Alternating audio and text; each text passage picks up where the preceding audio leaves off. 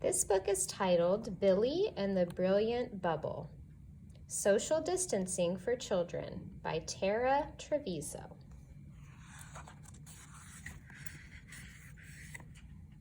This is Billie.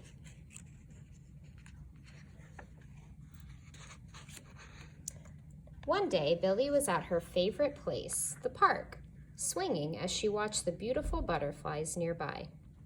A kickball rolled toward her. Two children walked over to pick it up. "Hello, I'm Billie," she said, with a friendly smile. "Hi, Billie, I'm Carly, and this is my brother, Cameron." Cameron continued to walk toward the ball, which continued to roll toward Billie. "I can help you with your ball," Billie said. "Please stay there, and I will kick it to you so I don't pop my bubble." "Bubble? What bubble?" Cameron asked curiously. Billie, we don't see a bubble," Carly said. "Well, technically, it's imaginary," Billie giggled, "but it's there." "Why do you have an imaginary bubble?" Cameron asked. Billie happily told her new friends about her bubble. "Each morning, when I leave my house, I step into my bubble.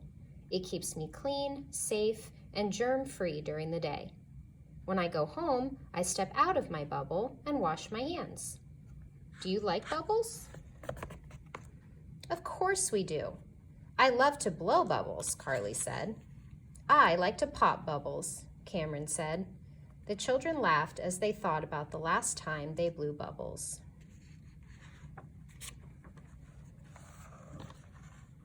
Cameron was curious and wanted to know more. "What can you do in a bubble?" Billie was eager to continue sharing.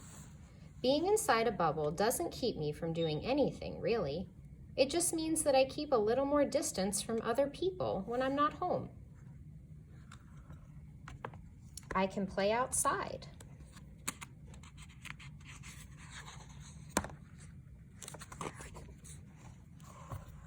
I can play inside. I even go to parties in my bubble." "Are you allowed to take your bubble to school?" asked Carly. "Oh yes, I sure am. I also take it to dance lessons, restaurants, and the beach. Most importantly, the bubble keeps me and all the people around me healthy. You see, any germs that I have stay in my bubble, so I don't get anyone else sick.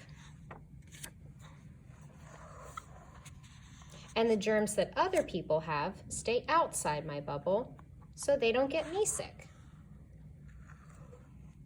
Carly nodded her head.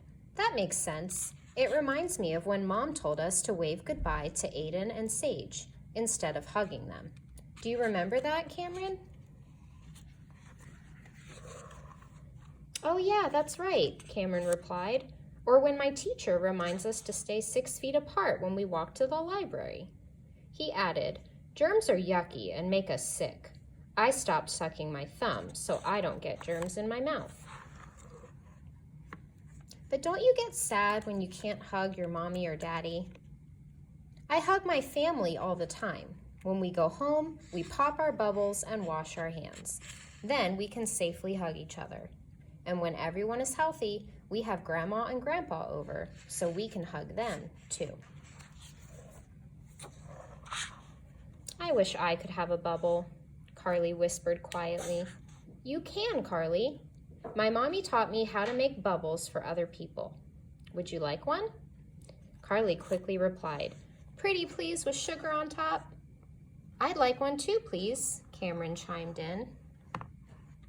Then Billie zippered an imaginary zipper in front of Carly from her head down to her toes. "Step in." Carly stepped into the bubble 1 foot at a time. "This is fun," she said with a chuckle. Then it was Cameron's turn. As he stepped in, he pretended to touch the top of his new bubble.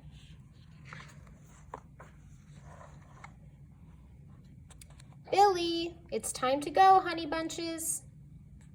"Oh, that's my mom calling me. I have to go now, but I hope we can play again another day," Billie said to her new friends. "We do too. Thank you for telling us about your imaginary bubble, Cameron said. Now we can stay healthy like you. The children smiled as they waved goodbye from their bubbles.